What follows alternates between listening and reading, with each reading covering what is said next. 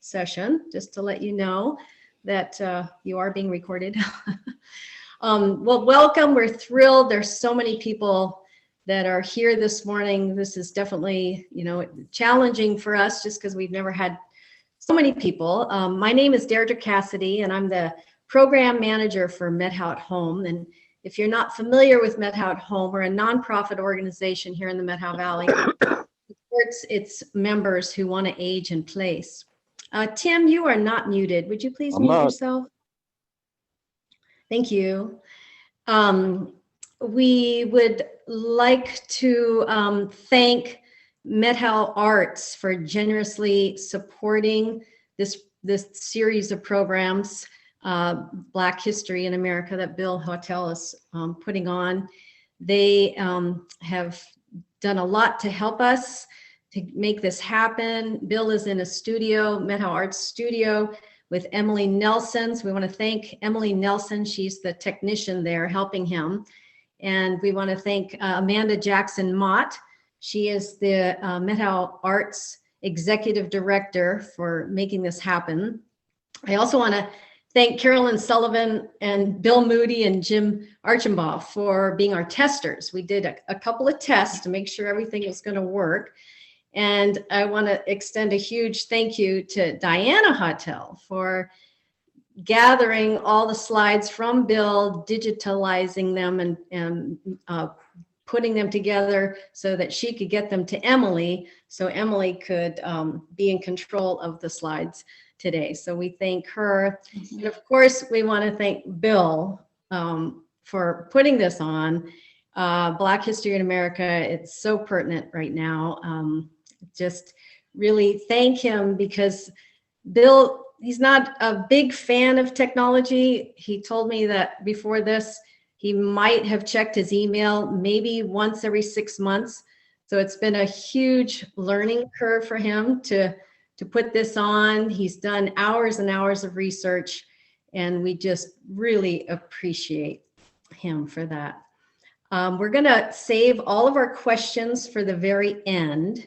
So he will speak and teach for an hour, and then the last 15 minutes, we will take some questions on the chat. So if you're not familiar with Zoom, if you put your cursor at least on a regular computer or a laptop, at the bottom, you'll see a little box that says chat, and you can type in questions, and you can type them in.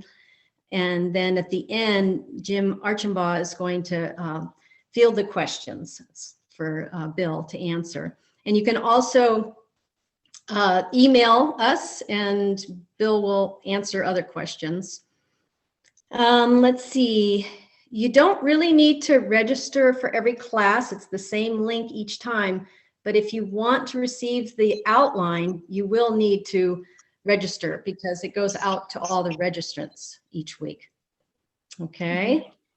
And with that, Bill, I think I'm going to hand it over to you. Are you ready?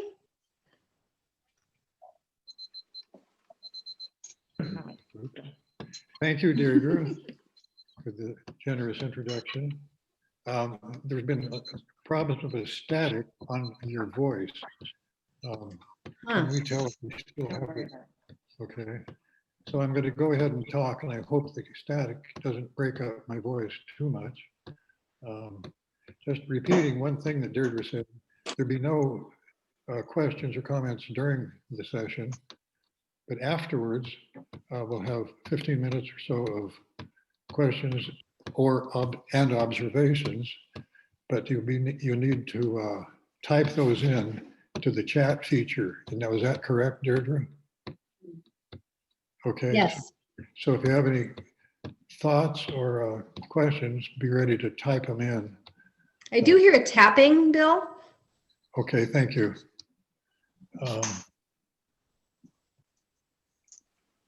Another thing, now there's no single textbook for this course. Couldn't find one that covers all 400 years of Black history well. But instead we have, I've sent out the reading list, a long suggested reading list, attempted to send it to everybody, 3 pages of some really excellent books and articles from the Atlantic magazine, and even some videos that are available on the suggested reading list, which all of you should have gotten. If you don't have the reading list, if you didn't get it and want it, just either give me a telephone call or email to Deirdre at Metal at Home, or email myself. I have an easy email address. It's billhottell@gmail.com. The only possible flaw is that only one person can tell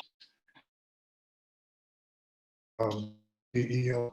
So if you don't have a reading list, email me or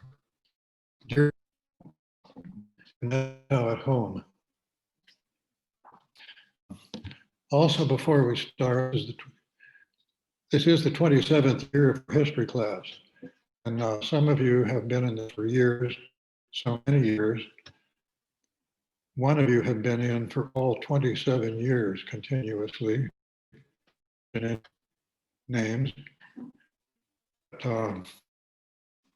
are Regina Lebanowski.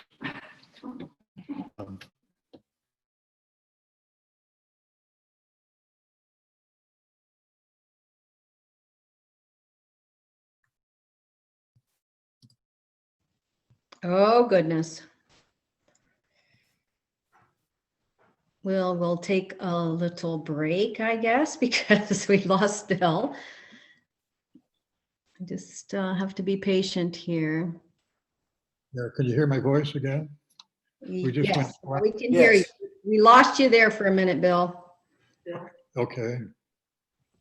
So as I was saying, we've been doing the history class for 27 years, and I've become very aware that many of you here in the Metro Valley are lifelong learners. It's been very humbling for me to spend time with an amazing group of folks that are very well informed, and you are role models. You are lifelong learners. All of you that are tuned in today are. I really want to thank you. To get started, the moment that George Floyd died in the hands of police custody, we're going to see a picture in a moment here. When George Floyd died at the hands of the Minneapolis police, that was on May the 25th, about 6-7 months ago. The whole country became, that caused a massive surge in public awareness of the mistreatment of Blacks in America.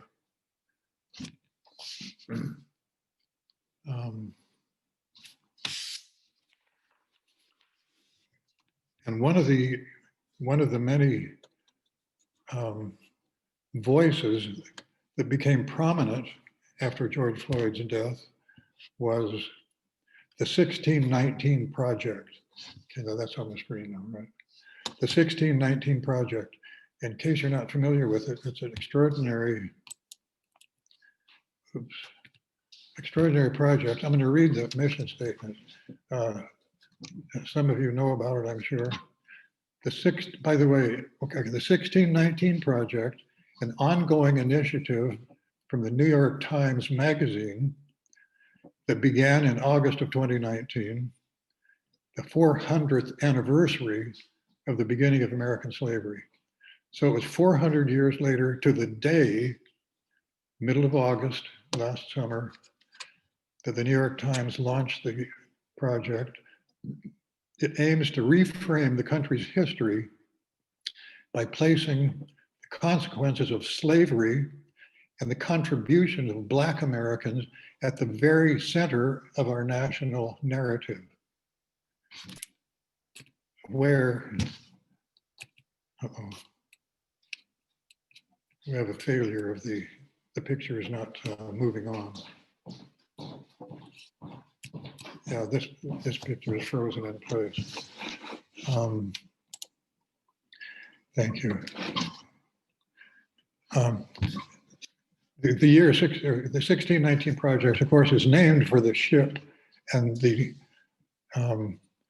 Point Comfort, where it arrived in Virginia with the first African slaves to North America, to the English colonies. Now, one of the points of the 1619 project, by the way, it was the Sunday magazine, the entire Sunday magazine of the New York Times, that middle of August last summer, it was dedicated to this new project of putting the spotlight on Black history in America, which had been badly neglected, overlooked, and even deliberately altered. So one of the points of the project is the fact that most Americans still don't know the full story of slavery. And this is the history you did not learn in school. And that's one thing that we will be doing. We'll be looking at many of the stories of Black African-American history that you didn't learn in school, principally starting next time in the next session. Today it's going to be largely positive. I hope nobody's a lip reader out there. Here is, okay, now this picture is George Floyd as he was arrested in North Minneapolis. The police officer on the left is Derek Chauvin. He's the one, this remarkable photo and this remarkable video was taken by a teenager who happened to be there in the neighborhood. And what is extraordinary, the reason this video went so viral is, well, you can see Officer Chauvin's knee is on George Floyd's neck, and George Floyd was arrested on suspicion of passing a counterfeit $20 bill in the local shop, local store. But what is so extraordinary about the video is that the police officer, this ran for 8 minutes and 46 seconds. No, don't. And of course, George Floyd was saying, "I can't breathe." But it's the fact that the police officer was much of the time just looking right at the teenager's camera, very unemotional. It was just, he was totally unimpressed with the fact that George Floyd was suffering. The officer showed no empathy whatsoever, no concern for the life of George Floyd. He's looking as if this was just a normal day's work. This is what we do. In any case, George Floyd died, of course, here. A note, and the video went viral immediately around the United States and even around the world.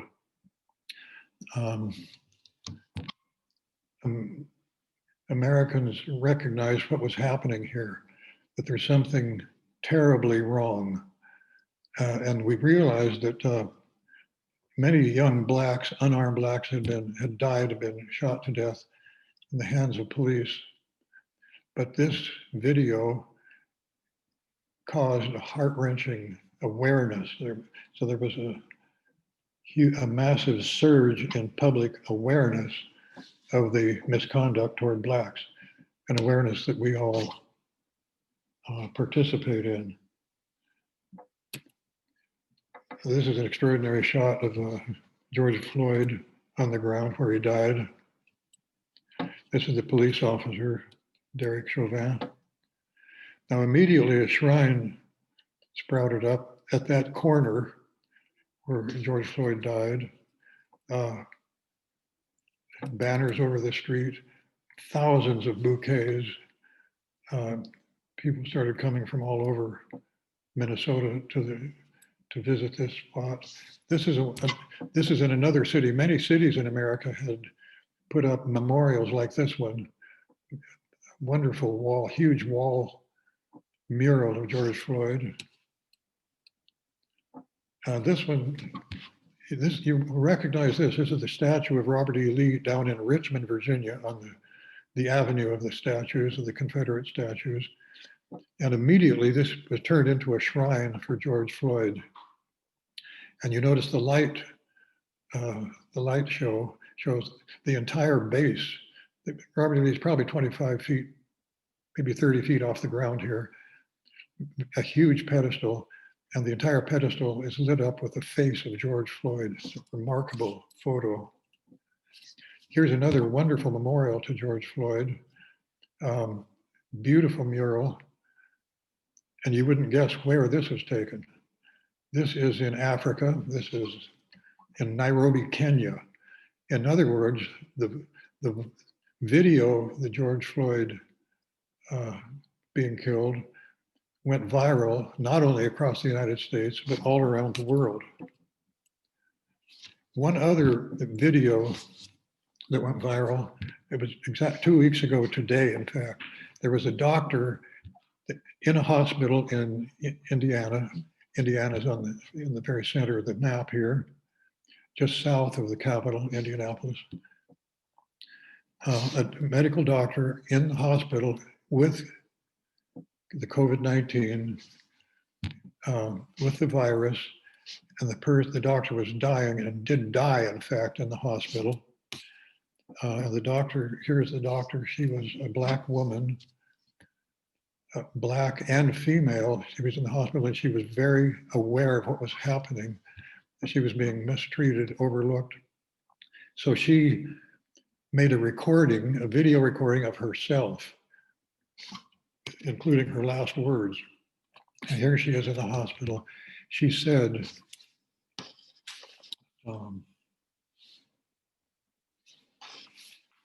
oops, hang on a second. Among other things, this is Dr. Susan Moore, longtime practicing doctor in Indiana. She said, I've not been getting enough medication, and I've not been getting medication frequently enough. And she said, I've been treated like a drug addict, and the doctors are about to release me as if I were out onto the street, as if I were a drug addict. And this quote, this is how Black people get killed. And she said, if I were a white person, I would not be dying now. If I were a white person, I would not be dying now. And as a medical doctor, she knew exactly what she was talking about. And that pointed out to us, among other things, a reminder that Black people, everywhere in the United States, get mistreated, abused, overlooked, marginalized. That is one of the main messages we've been getting in the last 7-8 months since George Floyd died.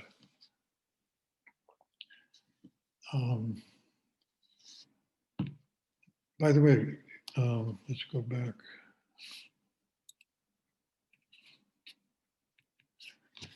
Going back to the 1619 project for a moment.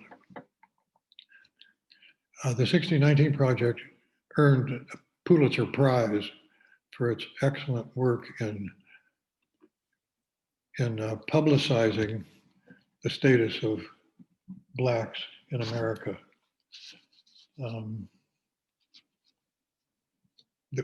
Who was it that took that video of George Floyd? It was a teenage girl, 17-year-old girl living there in the neighborhood. And a few days after the video went viral, she received the National Courage Award. Her name was Parmela Fraser, 17-year-old, one person who made a big difference in history. Okay, so So what we'll be doing, especially starting next time, is visiting some of the untold stories of Black history. The 1619 Project has said several times that it is time to tell the truth about Black history, time to tell the unvarnished history. Okay, now we're starting a question, and it's this. We'll be asking this question for the rest of the session. What contributions did African slaves make to our country? What contributions did African Americans make to the United States?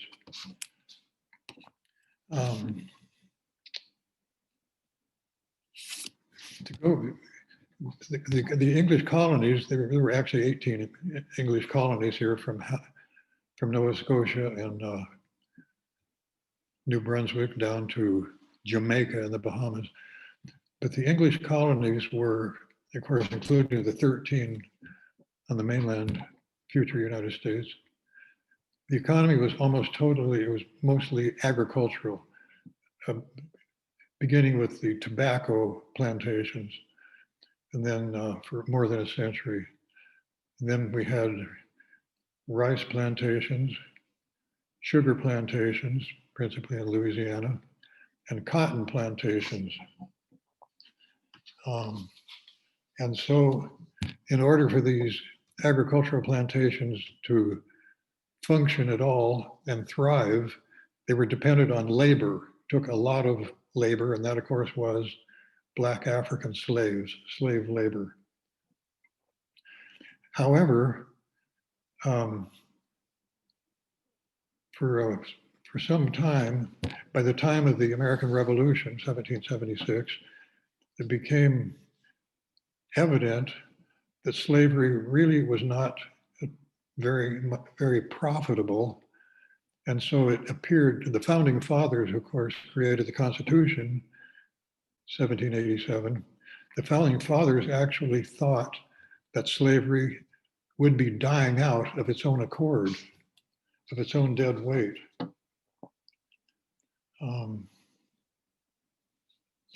Then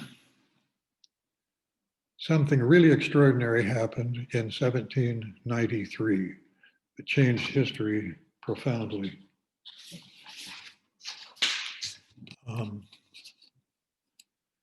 This is one of the many cotton plantations in the South. Virtually all the plantations, the settlements of the English colonies were just along the English seaboard.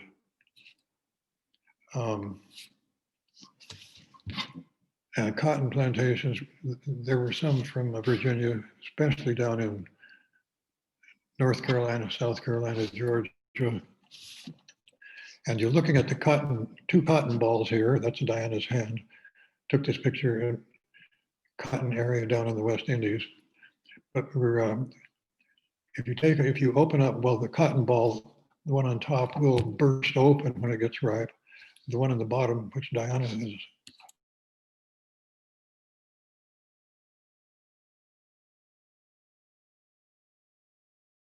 black seeds.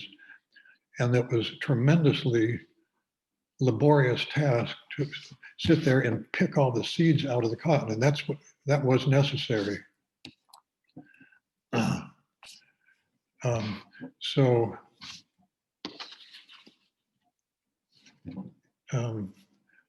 That limited the number of slaves. Here's a fabulous photograph of a cotton plantation with the plantation owners weighing the cotton. What happened was 1793, this man, when he was a younger man, this is Eli Whitney, had just graduated from Yale University, got a job offer down in South Carolina as a teacher, as a tutor on a plantation. So he took a ship down the coast from New Haven, down the coast to South Carolina. And he spent the next years, but during the first winter there on the Mulberry Grove plantation, he learned a lot about the plantation, and he learned about the slow process of picking black seeds out of cotton balls. And he was very mechanical, very gifted mechanically. Ever since he was a child, he actually built, as a child, a machine that would make nails, metal nails. So he had a real talent for machinery. So on this plantation, he figured out and invented a machine that would separate white cotton from the black seeds. It was, and you see in this picture, this is a large cotton gin. Usually there was a slave cranking the gin. By the way, what does the word gin mean? Where did that come from? It's a shortened form of a cotton engine with the gin. So this is an elaborate cotton gin with a slave at the top, feeding cotton down into the gin. So statistically, when with a slave separating the seeds out of a cotton ball, and of course the cotton was exported either to the north or to England for the cotton spinning and weaving machines. But a slave in one day could produce 10 pounds of cotton. The machine, the cotton gin, was able to produce 100 pounds of cotton in a day. So all of a sudden, overnight, cotton processing went from 10 pounds a day to 100 pounds a day. Now that meant Southerners immediately recognized the possibilities. So that meant that a planter had a little money, could buy, all he needed was two things: some fertile land and enough black labor, black slaves. So there was a tremendous increase in demand for fertile land and for many more black slaves. This is an extraordinary photograph of cotton that's been baled up. And now this is made possible by the invention of the cotton gin.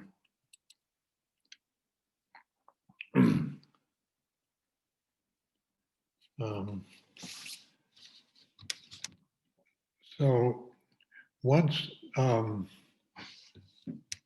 the cotton gin was producing a lot of cotton, the plantation owners were exporting cotton not only to England for the Industrial Revolution was just beginning, but also the cotton plantation owners were exporting up to the north, and this began a demand for cotton textile mills. So the first textile mill of loom was in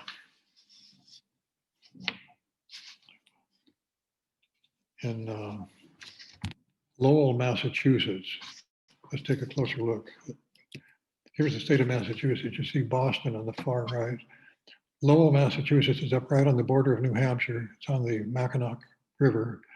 And that was the first factory in the north. Well, first a mill, and then eventually developed into factories. And so Lowell there became the center of mechanized industry in the United States.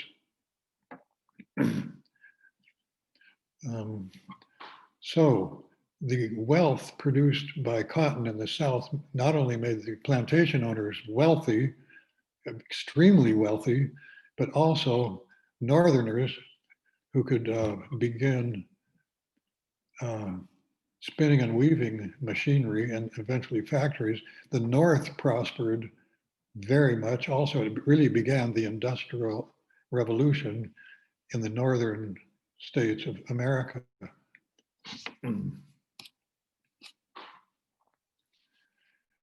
This machine, this is a cotton spinning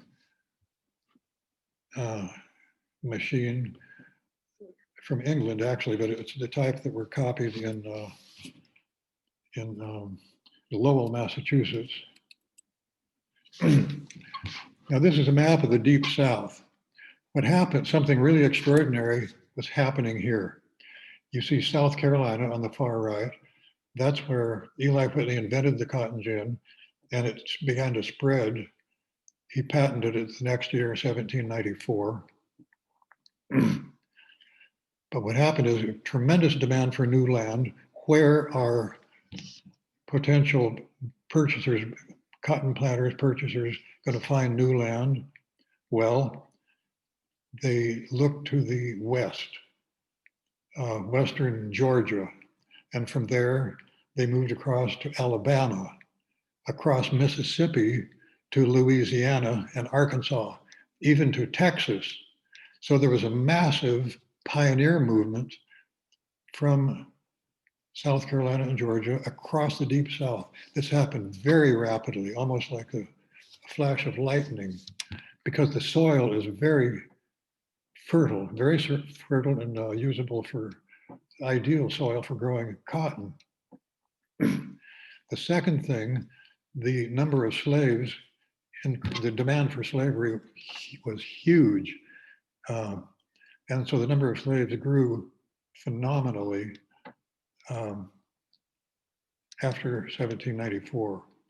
So this pioneer movement moving across the Deep South. And what did this involve? I should mention that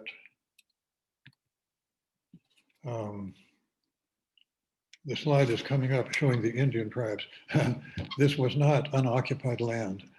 Many, many tribes were living here. The Cherokee up in the Appalachians there, the Chickasaw, the Choctaw, all the way over to the Comanches in northern Texas. The Comanches were not conquered. All the other tribes along here were simply overwhelmed. This was the age where Andrew Jackson, the most famous of the Indian fighters, Indian killers, was at his prime. So popular that he was elected president, 7th president in 1828, and he was president for 8 years. So what was involved was clearing the forest. You can't tell on this map of the Deep South, but all this land, this massive amount of land where the Southern white pioneers moved rapidly from east to west, the forest had to be cleared. Trees were cut down with axes. Underbrush was burned. Smaller trees were actually pulled over and dug out by the roots. There's an interesting quote from a slave who went through this, John Parker, after he was a former slave. Quote, "Whole forests were literally dragged out by the roots." Picture the amount of labor, the brutal labor involved. And by 1831, the Southern plantations were producing 350 million pounds of cotton a year, producing tremendous wealth. There were more millionaires.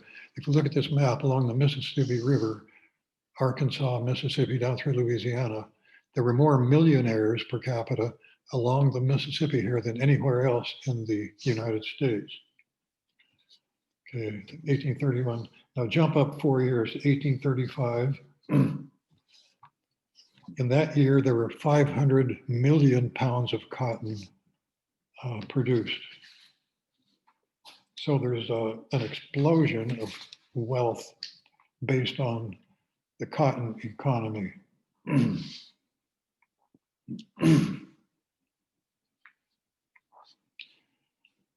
So, by the way, one of the northern senators, Charles Sumner of Massachusetts, he saw what was happening at the North.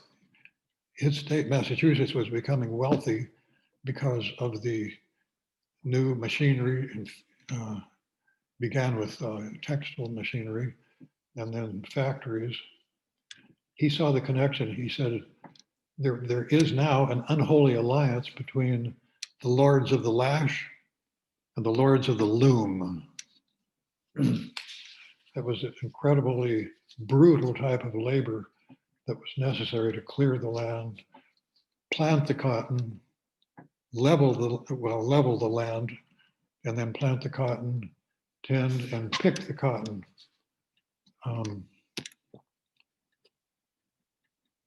This is an extraordinary historic photo of slaves coming out of the cotton fields.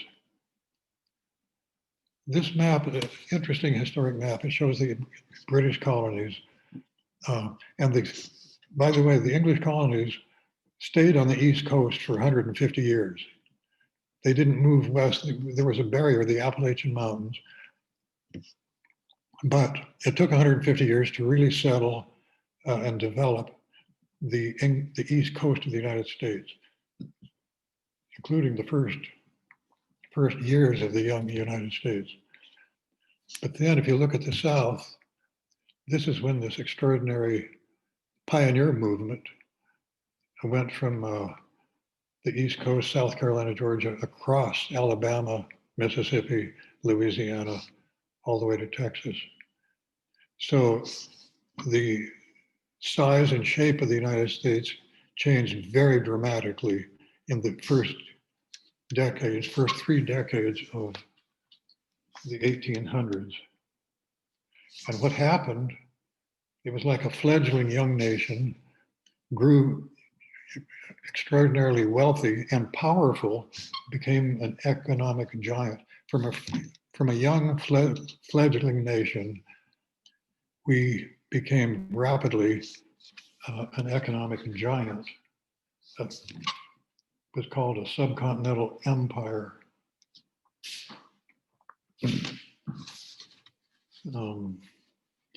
Okay. A question. Here's an interesting question. Many economists feel that based on what we know about the wealth from the plantations, the question is, without slavery, would the United States be the leading economic power? So that's a question to keep asking yourself. So there is a sense, because plantation slaves made the plantation owners wealthy and extremely wealthy, also made the North wealthier because of the textile mills and factories. So there is a sense, is there a sense in which the African slaves, the African Americans, built this country, built the United States? Many economists think so. Okay, now we're going on to the same question. What contribution did African slaves make to our country?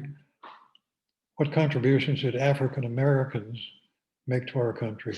Okay, there are several different answers. And one is this: the African Americans, slaves, built some very important buildings. This is the first historic photograph of the White House in Washington, D.C., taken at the time of President James Knox Polk, President Polk, 1847. The White House, did you know that the White House in Washington was built by slaves? Started in 1792. It took decades, of course, to finish. Here's the backside, and this is the way the White House looked when it was finished before the American Civil War in the 1840s. The government the US government did not own slaves.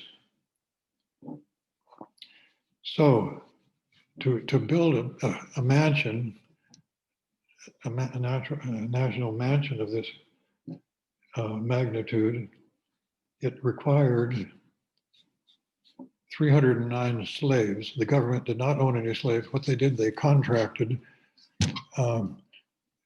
skilled slaves from different masters, slave owners, on contract from maybe 1 year, maybe 2, 3, 4 years.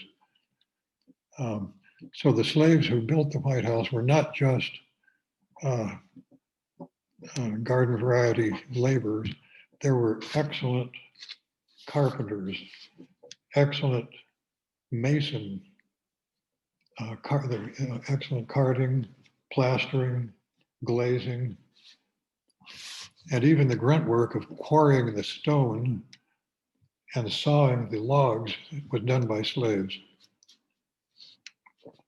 So we know the names of 309 slaves.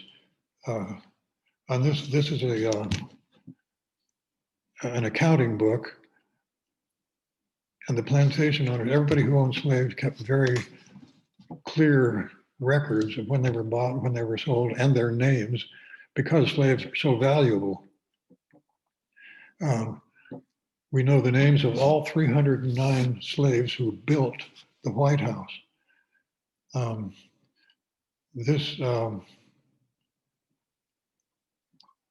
We know there were slaves named Daniel, Ben, Peter, for example.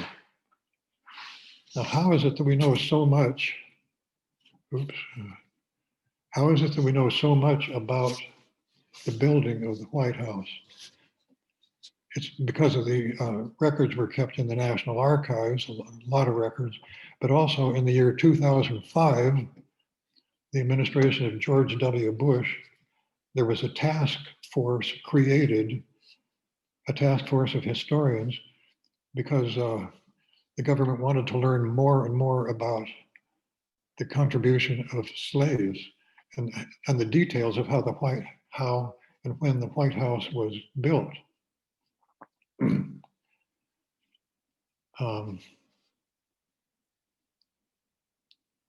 And so the task force learned all the names, the type of work of the slaves. It was an extraordinary project.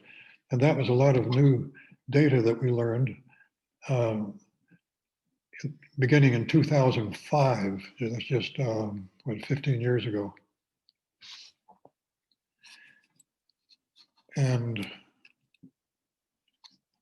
jump forward to the year 2012. We're going to the Democratic National Convention when Barack Obama was renominated as a candidate for president. The first day of the Democratic National Convention, the highlight speaker was Michelle Obama, a superb rhetorician and orator herself, extremely articulate. And Michelle Obama, in her speech, there was a moment that was extraordinarily emotional and dramatic. Michelle Obama said, "I wake up every morning in a house that was built by slaves." Here, a Black woman, a Black American woman. I tend to choke up when I think about this moment, in fact. A Black woman, the first lady of the nation, living in a house built by other Blacks.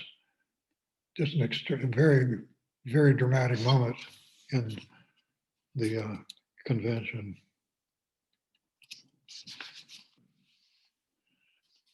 Okay, if you go out, walk out in front of the White House, you can see the White House in this historic picture. The statue of Andrew Jackson there in the center, this is Lafayette Square. Many of you are familiar with Washington. Right in the center of Lafayette Square, you have Andrew Jackson on this great equestrian statue. The horse is rearing up like Trigger. That's Roy Rogers' horse. of his trigger. And Andrew Jackson is waving his military cap. Anyway, right here in Lafayette Square, for decades before the Civil War, there was a slave market. So black slaves were bought and sold right here in front of the White House. And on our left, from this viewpoint, is another remarkable building, historic building. This is St. John's Church, Episcopal Church on Lafayette Square. This church, like many other of the early buildings in Washington, was built by slaves. St. John's Church, built by slaves, and many other government buildings. This is all learned in more detail by the research committee of historians. Now, this is an old historic photograph of St. John's Church. And it's been called the Church of the Presidents. It's only one block across from the White House. Every president since James Madison, he was the fourth, has attended religious church service here at St. John's Church. I'm not so sure about the current president, but I know that every other president did attend religious services here at the Anglican Church. And here's a picture of it today, totally unchanged. Beautiful interior. It's a wonderful church built right at the turn of the century in the early 1800s. I should to go back a little bit. The churchyard here, by the way, a quick sidebar. My wife Diana's mother and father are both buried in the churchyard here, St. John's Church. Her father is a warden of St. John's Church. Now, the most recent president to visit the church, yes, you guessed it, this is Donald Trump with a police detachment. I think even the he called in the National Guard for this, to clear all the people out of the way, visitors to Washington, all the people in the neighborhood, push them out of the way, and you see tear gas to visit the church. And here is our president holding up a Bible. It was upside down, by the way, first. But it's a remarkable, important, historic church. And by the way, at this, the bishop, the Episcopal bishop, said, as soon as he got the word of what was happening here, he said, Donald Trump has not been invited to our church.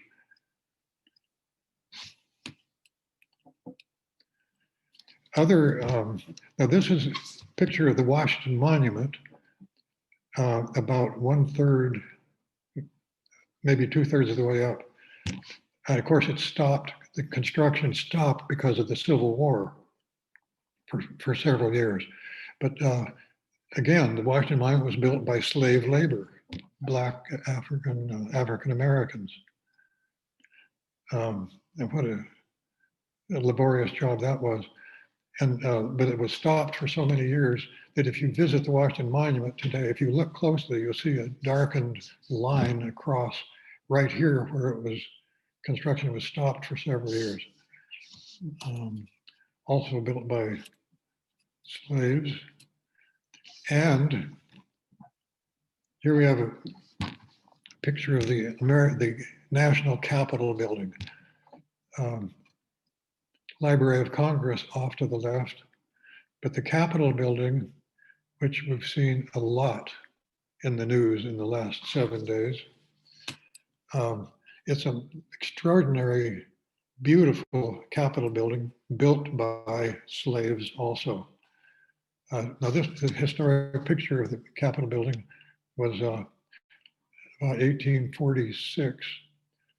So it was finished at that point, built by slaves. It's a very interesting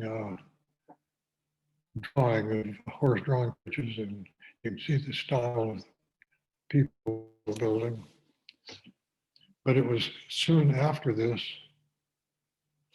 I'm getting a note that says it's unstable. Afterwards, the two side wings, the House of Representatives and the Senate, were enlarged afterwards. So it went from this building right here, and the dome, that dome was replaced by a taller dome. So both on the left and right wings, they are enlarged, as you can see in this picture. The Senate on the left, the House of Representatives on the right. And if you look at this picture, the dome is not, the construction didn't stop during the Civil War, but this historic photo was taken when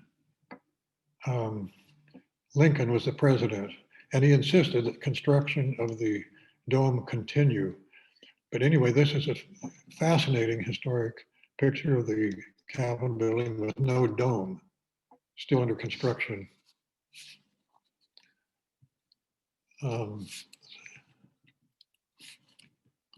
Now the architecture is very deliberate.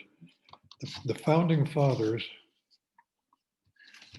well, first of all, if you look at the architecture, the bottom, the whole ground floor, the center of the Senate and the House of Representatives are all ancient Greek architecture.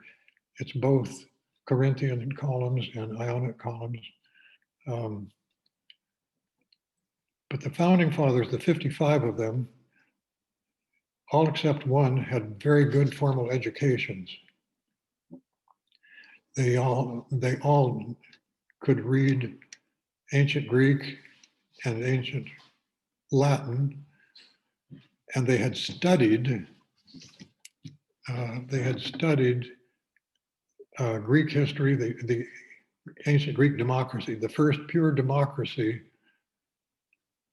in history. The founding fathers studied the Greek democracy in great detail and utilized that part of their design for the American Constitution. Also, the dome is based on the ancient Roman architecture. The Romans, they didn't invent the dome, that goes back farther, but they mastered construction of large dome buildings, majestic buildings. So this building is a tribute to the ancient Greek democracy and to the Roman Republic. Very deliberately chosen architectural style. Who laid the cornerstone for the Capitol? George Washington himself. So this from the beginning has been a national capital, a national shrine, a sacred shrine to our form of democracy and representative democracy, representative republic. Now, if you look at the statue on top, this is Lady Freedom.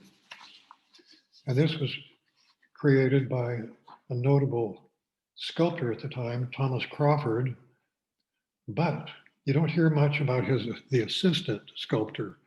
His name was Philip Reed, and he was a black slave.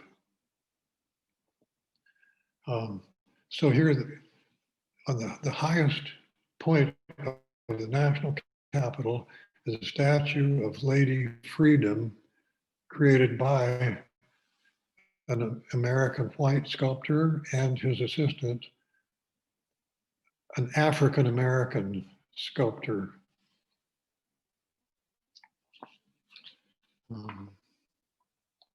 That's one of a great irony. At this point, let's see, we have 3 minutes left. What I'm going to do is stop a couple minutes early and continue next time. What we're going to do next time is, well, first of all, I just want to show a couple of plantation manor houses. This is, I believe, called Oak Alley. This is in Louisiana. And where I'm standing, where I took the photograph, is right on the shores of the Mississippi River.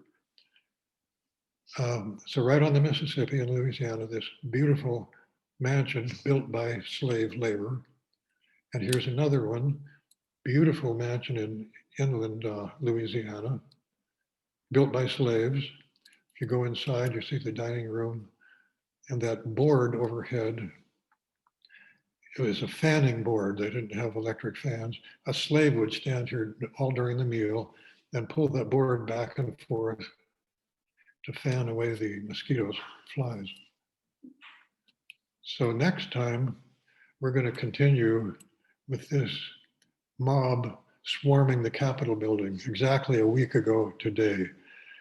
We're going to take a look here.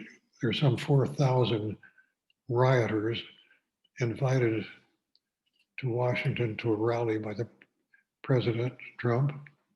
And the timing is so extraordinary that I want to show a few pictures and discuss the storming of the Capitol. Here's this headlines of the San Antonio Express News. You see the US Capitol under siege, and you see the rioters, domestic terrorists storming the Capitol building. By the way, as a side note, one of you in the group, in the class here is John Hawley. He worked as a reporter for the San Antonio newspaper a few decades ago. Okay, so what we're going to do now is go to the questions.